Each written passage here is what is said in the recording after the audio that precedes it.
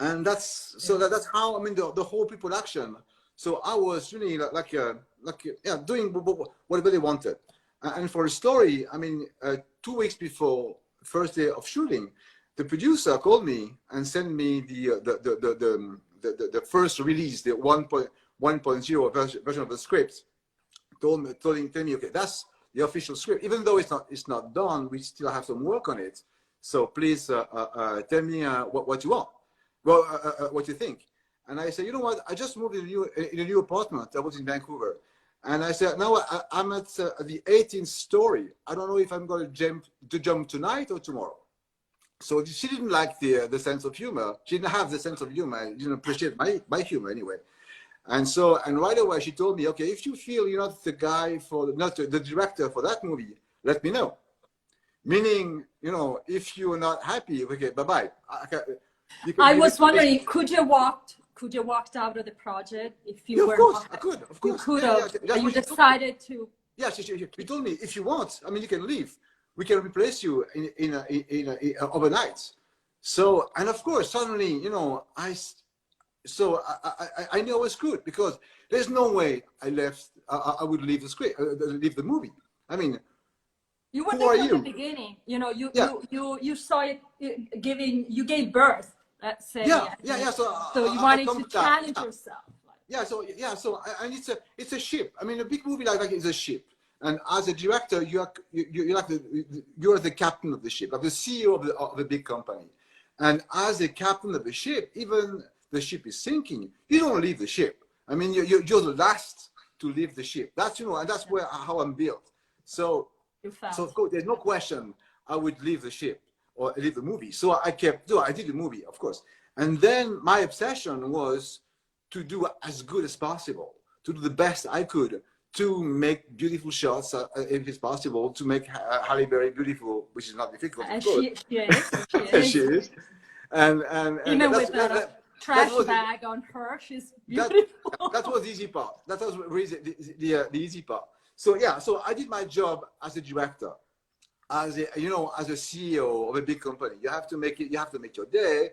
You have to make everybody happy. So on that part, it was amazing, because, you know, the crew was fantastic, and I had the best professional ever, and very good people. And same with actors. My relationship with Halle was fantastic, as well as with Sean Stone. Sean was really, even though she can be very difficult, with me she was always very nice.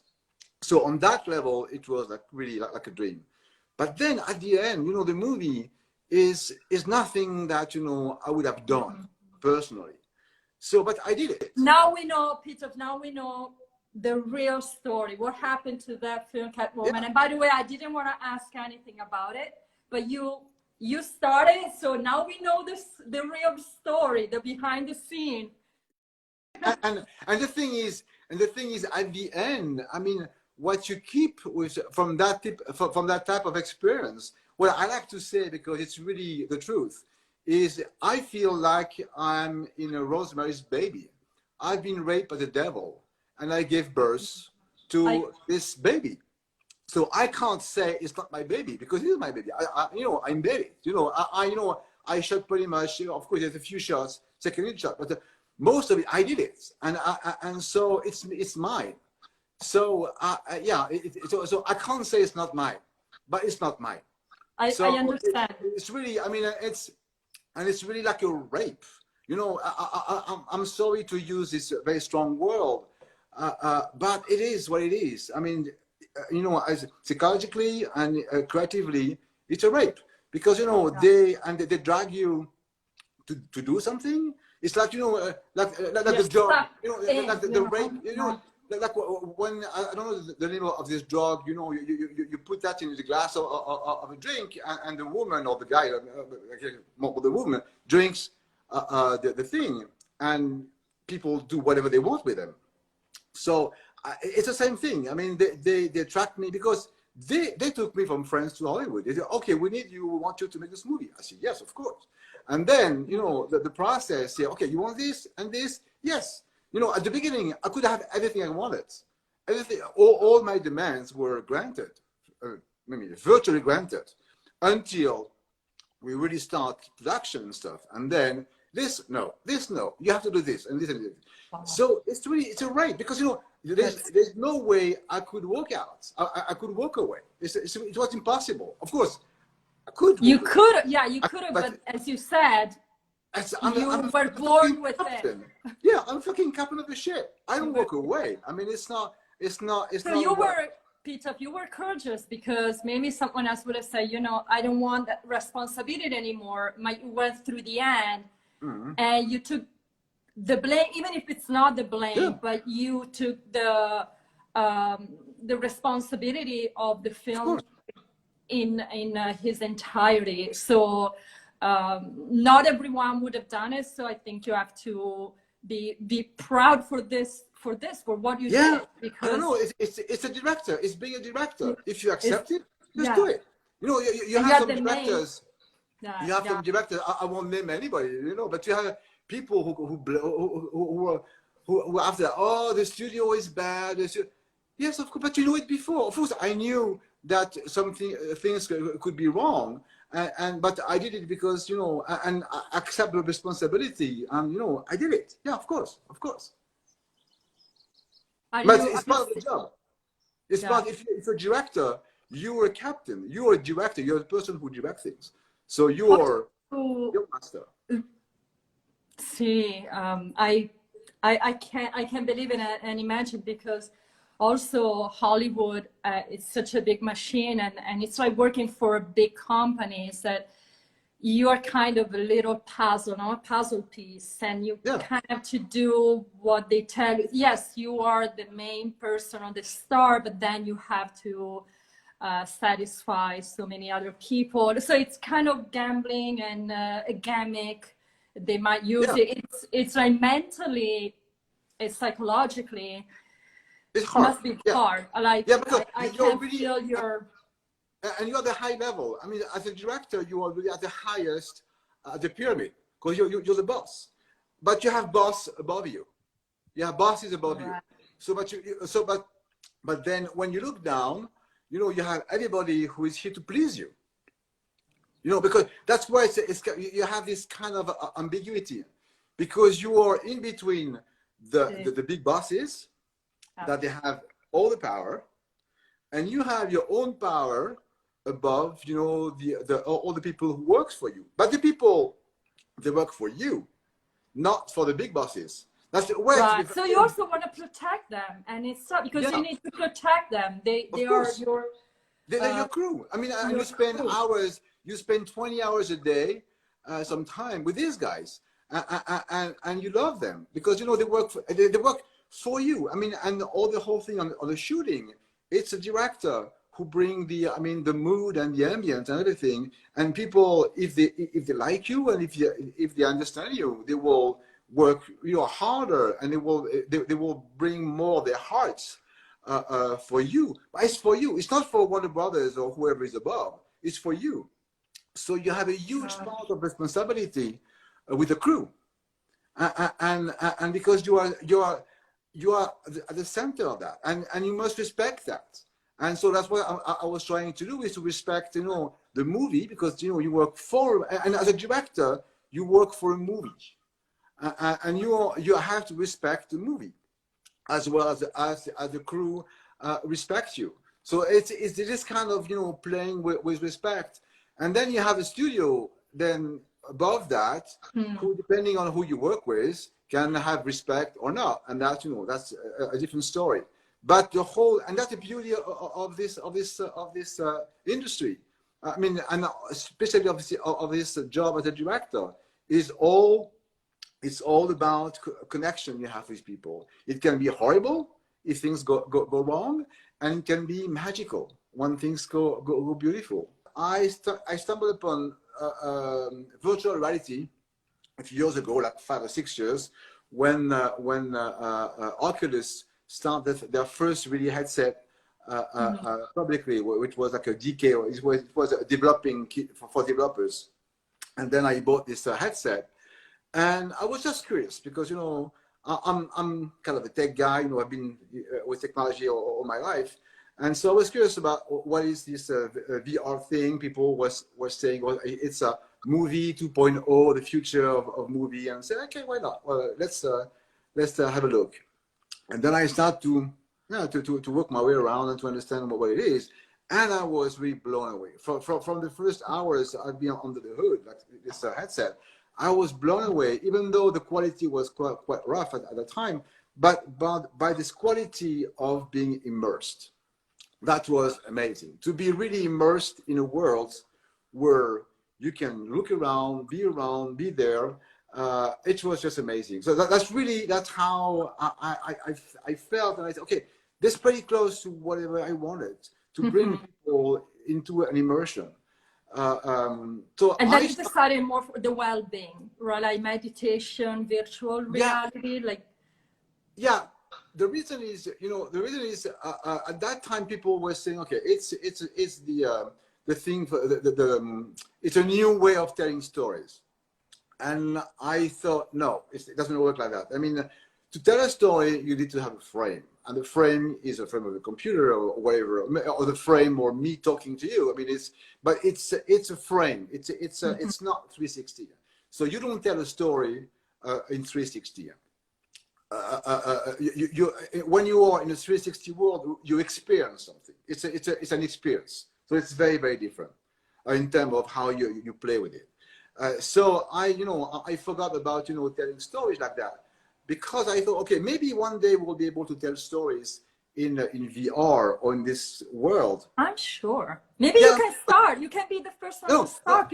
That's my thing. I mean, because to me, the storytelling, the magic of storytelling is like a grandma. When a grandmother tells a story to her kid, so to the kids. I mean, she will invent a story. She will take like a basic story, like say the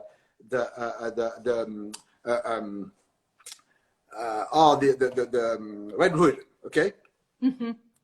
Okay, and then so she will start with a story with a wolf, Red Riding Hood. She will start with a story. Of course, the wolf is bad and so on and so on. But she will adapt the story depending on how the kids are this night. If she wants really to play with them, maybe she can make the grandmother the bad guy, and the grandmother at the end kill the wolf, or maybe it's the Red Riding Hood who's the bad girl. Whatever. I mean, she will be able to retool, refashion the story in real time, depending on how the kids are reacting. Oh. And maybe the wolf becomes a dragon or whatever. But the whole point is, it's all about being in real time and dealing with people and look at in the eyes of the kids and try to feel how they feel to modify the story. So I guess the future of the storytelling in that direction is this. Are you already thinking about it, like a story, the way you were telling us about changing? Yeah. So but technically it's not. It doesn't work today, but it will one day. I mean, it's science fiction, but to me, it's really science fiction of storytelling, or where you bring people in. But it's not like a video game where you can consciously make choices. No, it's unconscious. It's unconscious. So it is your. So, if I understood, you are the one deciding the ending of the story, or how you want the character to be. No, you're not. You're not deciding. I mean, it's not a game. I mean, you're not deciding at first. I mean, it's depending on how you react that the story goes. I understand now. Okay, I see. It's pretty much like in real life. I mean, you can decide stuff, but at the end, universe or whatever your God or whatever you want to call it is doing things, and you are in the flow of something, and you are dealing with the elements, and you are within something, and depending on how you react, things will be differently. Okay, so I mean, you have sort of an action on things, but not on everything. Of course, if you decide to go left or right, things will be different. But at the end, maybe or maybe not. Maybe maybe not. So but it's like a sliding doors. Like talking about sliding doors. Like if you take the subway, you have a kind of life. You don't take it, a different life. Exactly. So I mean, so it's all about, you know, not necessarily making decision, but, you know, it's how thing, you know, or existing around you, depending on what you do. But it's not really a cause by a reaction or a reaction of a cause. It's more abstract. So that's how I see the future of storytelling. So you decide the world you want to be in, and, you know, all the components you want to play with, and then the story goes for you, and then you are like and you enjoy well, so it's something by the sound of it, like connected to our brain, like how, like it seems like connecting to our brain functions. Yeah. Like the way that, you know, of course, there's so many tools you can connect with brain waves, with, you know, with blood pressure or whatever. No, of course, it's biofeedback. Of course, it's the biofeedbacks that will, you know, take information about you. I'm not going, like, you know, that deep as Elon Musk having. No, but don't share ideas. Because, you know, now here in Hollywood they might.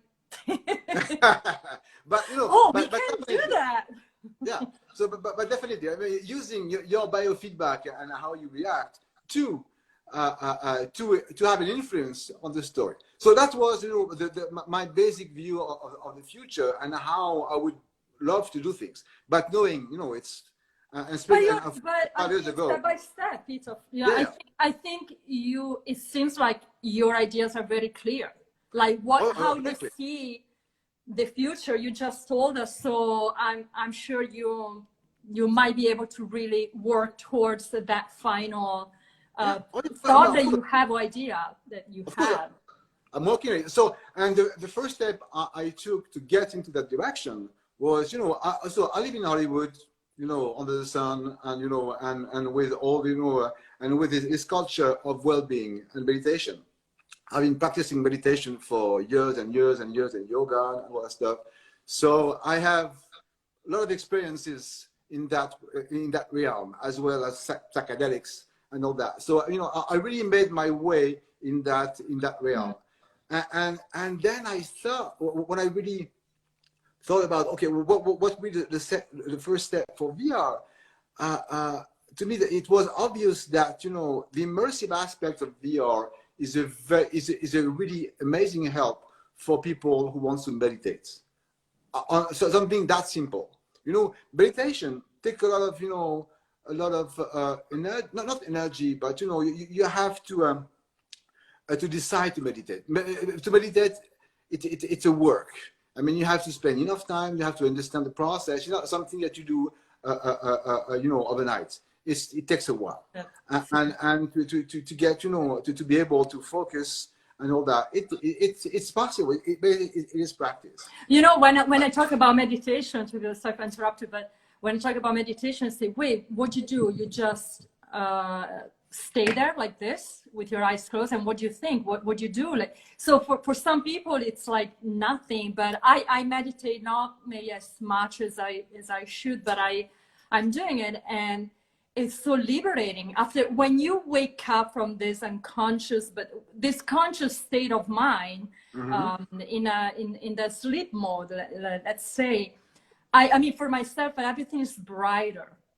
Yeah, oh yeah, of course. It's unbelievable. Like, so you are very active. Like, people think, oh, you just stay like that. No. But no, you are active. You're not sleeping, which no. You have to try, but it's hard at the beginning because you want to move, you want to do this. Yeah. No, of course. And the whole process is your brain. Yeah, and your brain is working really hard. And, you know, and the deeper you go in that world, I mean, you are really physically reconnecting, rewiring your brain. You are developing, you know, connections in your brain, doing meditation and all that. So it's really effective, and it's physical. It's not just, you know, woo woo, and no, it really has an impact on the cells in your brain. Yeah. So yeah. So and it's so to me the VR component was a really good help for people to get into a next step. You know, you have amazing, you know, apps like, you know, Mindspace, all that, you know, that's really our amazing help to meditate. What's the name of it?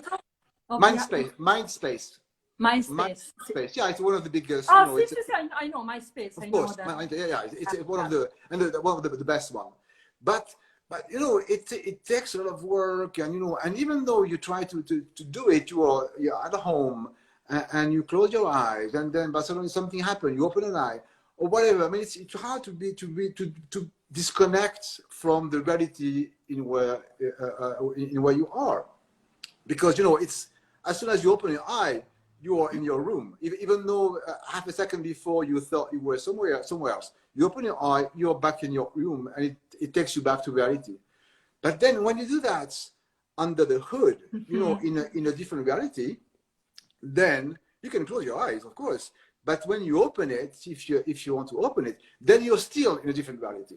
So you're already somewhere else. So your brain, your focus can really go away from the real life. We don't know what and we is were real talking or real. about that. Yeah, we were Again? talking about this before doing this live, when we briefly talked on the phone. Like, our brain doesn't recognize when something is real or not. Like, that's why visualization is working a lot for reaching a dream. It's, if we visualize the place where we want to be, it might not happen, but there's a bigger chance it happens, because our brain starts to realize that that's our reality. So Exactly. more you visualize, and more that dreams coming true. Like, Exactly. so I think it's the same concept of when you have the called like the goggles. The goggles. The goggles. The headset. Yeah, and the thing is, it works. So we have with friends, we have started the startup company in France called 6 VR, and we have built the first experience, and now we are on a beta test stage, and we have people because it is dedicated for corporation, for companies. So it's to help people the well-being at work. And so now we have a few headsets in companies, and we have people every day trying it, and the reactions are amazing, because you know, people who are really like, you know, people who are not meditators or whatever, have no experience in VR or nothing, you know. But that it'll help. I think what it really you helps. created, the meditation with the goggles, like really immersed. To be able to immerse ourselves in that kind of reality is helpful for people who cannot do it just like closing their eyes. So some people can do it, but if they cannot, it'll help for sure. No, of course, and you have people who have a hard time to close their eyes. You have people who are really who are you know, for many reasons, you know, they can't stay a long time eyes closed without sleeping. So I mean, so in that situation, you stay wide open, and you know, wide open in all sense. You know, your mind is open, your eyes are open, and then so we are using really very simple technique of breathing. So because all the breathing techniques are really very powerful, so that's what we're using. You know, it's a mindfulness techniques, body scan, breathing, and the environment is reacting on the breathing, and so people are really into something that is themselves. So it's almost, you know, taking some mushrooms or something like that. You know, it's where you are you live the moment with a different perspective. You have a different it's a shift in consciousness. So can like you said that you're working more with big companies, but can someone like me go online and requesting this kind of? No, not for now. Of course, I mean the end game is to be able to be you know, for everybody, but for now, because of the cost of the headset, for many reasons. I mean, it has to. I mean, people won't buy the headset, even though now we have a headset for like a few $100. But you know, it's not the market is more like B2B for business. So that's why for us to start and to be able to get money for that, because it's kind of expensive. So we have to start with companies, because companies have the budget for the employees, for the well-being, and they're looking for that, this type of thing. So especially big companies with so many employees. They need to help them because, you know, the stress, and especially after the fucking COVID and stuff, you know. the what? Sorry, oh, the COVID. Yeah, the fucking COVID. Yeah. Oh, and yeah, of course. The like 2 people years need we to really spent, yeah. go back home, put those goggles on. Goggles, right? Is it? Yeah. Goggles, yeah. Goggles, yeah. Goggles, yeah. No, somehow it seems. Put the goggles on and like just, you know, like maybe in a bathtub with candles and flowers, you know, something. Yeah, everything. But you don't need that because everything's already here. I generally appreciate it, really. Like, I'm getting emotional because you open yourself, and that was something that I didn't want to talk about for respect, but you open up in such a genuine way, and you are, and I can tell you are in a great state of mind from, you know, you're breathing with your eyes. No, it's true. I say those things because I feel it even in this little Instagram screen, but I really appreciate it. Thank you very much, PITOF. My pleasure. And I posted again, and thank you for everyone who listened to us, listen to PITOF. I'm Sara Z. Thank you PITOF COMAR. Ciao. Ciao. Merci beaucoup. Merci. Merci. Bye.